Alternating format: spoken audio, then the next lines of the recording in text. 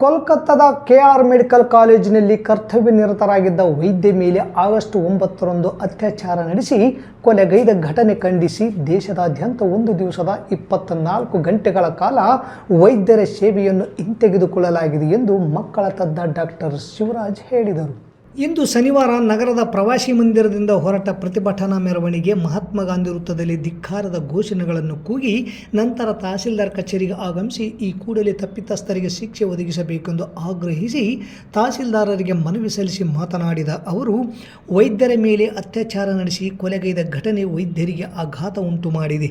ಪೊಲೀಸರು ತನಿಖೆ ನಡೆಸಿ ಸುಮ್ಮನಾಗಿದ್ದಾರೆ. ಕೋಲ್ಕತ್ತಾದ ಹೈಕೋರ್ಟ್ ನಡೆಸಿದ ತನಿಖೆಯಲ್ಲಿ ಅಸಮಾಧಾನವನ್ನು ಹೊರಹಾಕಿದೆ. ಸಿಬಿಐಗೆ ಪ್ರಕರಣ ವರ್ಗಾಯಿಸಿದೆ. ಈ ಘಟನೆ ಖಂಡಿಸಿ ಕಾಲೇಜು ವಿದ್ಯಾರ್ಥಿಗಳು ಹಾಗೂ ಭಾರತೀಯ ವೈದ್ಯಕೀಯ ಸಂಘ ಕ್ಯಾಂಡಲ್ ಹಿಡಿದು ಪ್ರತಿಭಟನೆ ನಡೆಸಿದ್ದರು.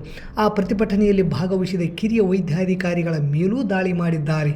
ಆಸ್ಪತ್ರೆ ಆವರಣದಲ್ಲಿ ವೈದ್ಯರಿಗೆ ರಕ್ಷಣೆ ಒದಗಿಸುವುದು ಆಡಳಿತ ಮಂಡಳಿಯ ಬಾಧ್ಯತೆ. ಆಡಳಿತ ಮಂಡಳಿ ನಿಷ್ಕಾಳಜಿಯೇ ವೈದ್ಯರ ಮೇಲೆ ಹಲ್ಲೆಗೆ ಕಾರಣ ಎಂದರು. ಸ್ವಾತಂತ್ರ್ಯ ದಿನಾಚರಣೆ ದಿನದಂದು ನಡೆದ ಗುಂಡಾಗಿರಿಯನ್ನು ಖಂಡಿಸಿ ಭಾರತೀಯ ವೈದ್ಯಕೀಯ ಸಂಘವು ಆಗಸ್ಟ್ 17 ಬೆಳಗ್ಗೆ 6 ಗಂಟೆಯಿಂದ ನಾಳೆ ಮುಂಜಾನೆ 6 ಗಂಟೆಯವರೆಗೆ ದೇಶದಾದ್ಯಂತ ಸೇವೆಯನ್ನು ಹಿಂತೆಗೆದುಕೊಳ್ಳಲು ನಿರ್ಧರಿಸಿದೆ. ತುರ್ತು ಸೇವೆಗಳು ಹಾಗೂ ಕ್ಯಾಶುಯಾಲಿಟಿಯಲ್ಲಿ ವೈದ್ಯರು ಲಭ್ಯವಿರುತ್ತಾರೆ ಎಂದು ತಿಳಿಸಿದರು. ಇದೇ ವೇಳೆ ಡಾಕ್ಟರ್ BN ಪಾಟೀಲ್, ಬಂಗಾರಿ ಕ್ಯಾಂಪಿನ ಸದಾನಂದ ಶರಣರು, ಕಾರ್ಯನಿರತ ಪತ್ರಕರ್ತರ ಸಂಘದ DH ಕಂಬಳಿ, ಮೆಡಿಕಲ್ ಕಾಲೇಜು ವೈದ್ಯ ಕೊಲೆ ಖಂಡಿಸಿ ಮಾತನಾಡಿದರು.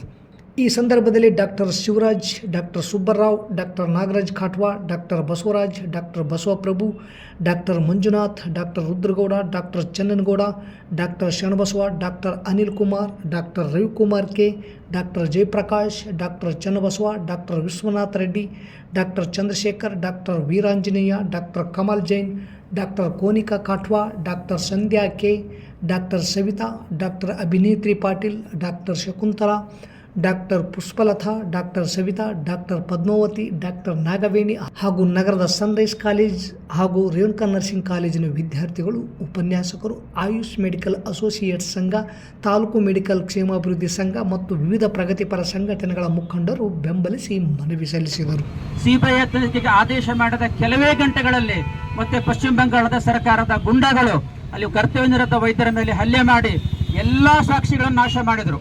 ಇನ್ನೇನು ನಾಳೆ ಸಿಬಿಐದವರು ಇನ್ವೆಸ್ಟಿಗೇಷನ್ಸ್ಗೆ ಬರ್ತಾರೆ ಅಂದಾಗ ಆ ವೈದ್ಯ ಯಾವ ಒಂದು ರೂಮ್ನಲ್ಲಿ ಹಲ್ಲೆ ಆಗಿತ್ತು ಆ ರೂಮಿನ ರಿನೋವೇಷನ್ ಮಾಡೋ ಹೆಸರಿನಲ್ಲಿ ಎಲ್ಲ ಸಾಕ್ಷಿಗಳನ್ನು ನಾಶ ಮಾಡಿದರು. ಇವತ್ತಿಗೆ 8 ದಿನ ಆಯಿತು, 9ನೇ ದಿನ. 9 ದಿನಗಳಾದರೂ ಆ ಕಾಲೇಜಿನ ವಿದ್ಯಾರ್ಥಿಗಳು ಈ ಹಲ್ಲೆ ಅಥವಾ ಈ ಅತ್ಯಾಚಾರ ಸಾಮಾನ್ಯವಾದ ಅತ್ಯಾಚಾರ ಅಲ್ಲ, ಇದು ಆ ಕಾಲೇಜಿನಲ್ಲಿ ತುಂಬಾ ದಿನಗಳಿಂದ ಡ್ರಗ್ಸ್ ಮಾಫಿಯಾ ನಡೀತಾ ಇತ್ತು. ಆ ಒಂದು ವೈದ್ಯ ಆ ಡ್ರಗ್ಸ್ ಮಾಫಿಯಾದ ವಿರೋಧ ಮಾಡಿದಾಗ ಆ ಗುಂಡಗಳ ಗುಂಪು ಹಲ್ಲೆ ಮಾಡಿದ್ರಂತ. ಆ ಮೆಡಿಕಲ್ ಕಾಲೇಜ್ನಲ್ಲಿ ಇರುವಂಥ ಹಲ್ಲೆಗೆ ಅವಳು ಏನು ಕಿರಿಚಿದ್ರು, ಹೋರಾಟ ಮಾಡಿದ್ರು, ಅವಳು ಬದುಕಲಿಕ್ಕೆ ಆಗಲೇ ಇಲ್ಲ. ಇವತ್ತಿಗೆ 9 ದಿನ ಆದರೂ ಕೂಡ ಯಾವುದೇ ಒಂದು ತನಿಖೆಯ ಒಂದು ಪ್ರೋಗ್ರೆಸ್ ಇಲ್ಲದಿರೋದ್ರಿಂದ ಅವೆಲ್ಲ ಇಡೀ ಭಾರತ ದೇಶದ ಎಲ್ಲ ವೈದ್ಯರ ಒಗ್ಗಟ್ಟಾಗಿ ಇವತ್ತು ನಾವು ಸರ್ಕಾರವನ್ನ ಮತ್ತು ಕೇಂದ್ರ ಸರ್ಕಾರವನ್ನು ಒತ್ತಾಯ ಮಾಡ್ತಾ ಇದ್ದೇವೆ. ನಮ್ಮ ವೈದ್ಯರ ಮೇಲೆ ಹಲ್ಲೆ ಆದಾಗ ಎಲ್ಲರೂ ನೆನಪಿಡಬೇಕು, ಅದು ಮೊನ್ನೆ ವೈದ್ಯ ಹಲ್ಲೆ ಆಗಿ ಅತ್ಯಾಚಾರವಾಗಿ ಸತ್ಯ ಒಂದು ವೈದ್ಯ ಮೊದಲು ಮಹಿಳೆ, ಹೆಣ್ಣು ಮಗಳು, ನಂತರ ವೈದ್ಯ. ಇತ್ತೀಚಿನ ದಿನಗಳಲ್ಲಿ ವೈದ್ಯರ ಮೇಲಿನ ಅತ್ಯಾಚಾರಕ್ಕೆ ಹಲ್ಲೆಗಳಿಗೆ ಕಾರಣವಾಗ್ತಿರುವಂಥ ಎಲ್ಲ ಸಮಾಜಘಾತುಗಳನ್ನು ಬಂಧಿಸಬೇಕು. ಇನ್ನೂ ಮುಖ್ಯವಾಗಿ ನಾವು ಏನು ಒತ್ತಾಯ ಮಾಡಿದ್ವಿ ಅಂದರೆ, ಮೊನ್ನೆ ಕೇಂದ್ರ ಸರ್ಕಾರದ ಆರೋಗ್ಯ ಮಂತ್ರಿಗಳನ್ನ ಭೇಟಿಯಾಗಿ ಈ ತರದ ವೈದ್ಯರ ಮೇಲೆ ಹಲ್ಲೆ ಆದಾಗ ನಮಗೆ ತ್ವರಿತವಾದ ನ್ಯಾಯ ವಿಚಾರಣೆ ಆಗಬೇಕು, ಫಾಸ್ಟ್ ಟ್ರ್ಯಾಕ್ ಕೋರ್ಟ್ ಅನ್ನ ಮಾಡಲೇಬೇಕು ಅಂತ ನಾವು ಮನವಿ ಮಾಡಿದ್ವಿ. ಹೆಣ್ಣು ಮಗು ಯಾವ ಧೈರ್ಯದಿಂದ ಮನೆ ಬಿಟ್ಟು ಹೊರಗೆ ಕಳಿಸ್ಬೇಕು ಅಂತ ನನಗೆ ಇಷ್ಟು ದಿನ ಖುಷಿ ಆಗ್ತಿತ್ತು, ನನಗೊಂದು ಹೆಣ್ಮಗು ಇದೆ ಅಂತ.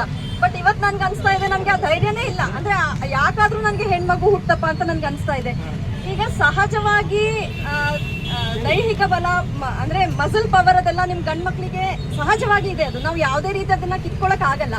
ಆ ಸಹಜವಾಗಿ ನಿಮ್ಮಲ್ಲಿರುವ ದೈಹಿಕ ಬಲವನ್ನು ನೀವು ಯಾವುದೋ ಒಂದು ಸಾಫ್ಟ್ ಹೆಣ್ಮಕ್ಳ ಮೇಲೆ ತೋರಿಸಿ ನಿಮ್ಮ ಇದನ್ನ ಇಲ್ಲಿ ತೋರಿಸೋದ್ರಲ್ಲಿ ಯಾವುದೇ ಅಂದ್ರೆ ನನಗೆ ಇಡೀ ಭಾರತ ದೇಶದಲ್ಲಿ ವೈದ್ಯಕೀಯ ಲೋಕದಲ್ಲಿ ಏನು ಒಂದು ವೈದ್ಯ ಲೋಕದಲ್ಲಿ ವೈದ್ಯ ರತ್ನನಾಗಿ ಡಾಕ್ಟರ್ BC ರಾಯ್ ಅವರು ಜನ್ಮ ತಾಳಿ ತಮ್ಮ ಕರ್ಮಭೂಮಿಯನ್ನಾಗಿ ಮಾಡಿ ಇಡೀ ದೇಶಕ್ಕೆ ಮಾದರಿಯಾದಂಥ ಡಾಕ್ಟರ್ ಬಿಧಾನ್ ಚಂದ್ರ ರಾಯ್ ಅವರ ಪುಣ್ಯ ಭೂಮಿಯಲ್ಲಿ ಇಂಥ ಒಂದು ಆಗಸ್ಟ್ 9ರಂದು ನಡೆದ ದುರ್ದೈವದ ಸಂಗತಿ AG ಕರ್ ಮೆಡಿಕಲ್ ಕಾಲೇಜಿನಲ್ಲಿ ನಡೆದಿರ್ತಕ್ಕಂಥ ಪೋಸ್ಟ್ ಗ್ರಾಜ್ಯುಯೇಟ್ ಸ್ನಾತಕೋತ್ತರ ವೈದ್ಯಕೀಯ ವಿದ್ಯಾರ್ಥಿನಿಯ ಮೇಲೆ ಅಮಾನುಷವಾದ ಬರ್ಬರವಾದ ಲೈಂಗಿಕ ಕಿರುಕುಳ ಮತ್ತು ಹತ್ಯೆಯನ್ನು ಇಡೀ ಮಾನವ ಕುಲವೇ ಖಂಡಿಸುವ ಒಂದು ದಿನ.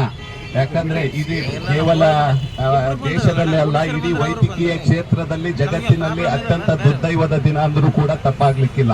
ಯಾಕಂದ್ರೆ ರೋಗಿಗಳ ಕಷ್ಟಗಳ ಮತ್ತು ಜೀವನ್ ಮರಣಗಳ ಹೋರಾಟದಲ್ಲಿದ್ದಾಗ ಕೂಡ ವೈದ್ಯ ಹಗಲು ರಾತ್ರಿ ಅನ್ನದೇ ತನ್ನ ಸೇವೆಯನ್ನು ನಿಷ್ಕಲ್ಮಶ ನಿಸ್ವಾರ್ಥವಾಗಿ ಏನು ಸೇವೆ ಸಲ್ಲಿಸುವ ಒಂದು ವೈದ್ಯಕೀಯ ಕಾಲೇಜಿನಲ್ಲಿ ಕೂಡ ಇಂತಹ ಘಟನೆ ನಡೆದಿರುವುದು ನಿಜವಾಗಲೂ ದುರ್ದೈವದ ಸಂಗತಿ.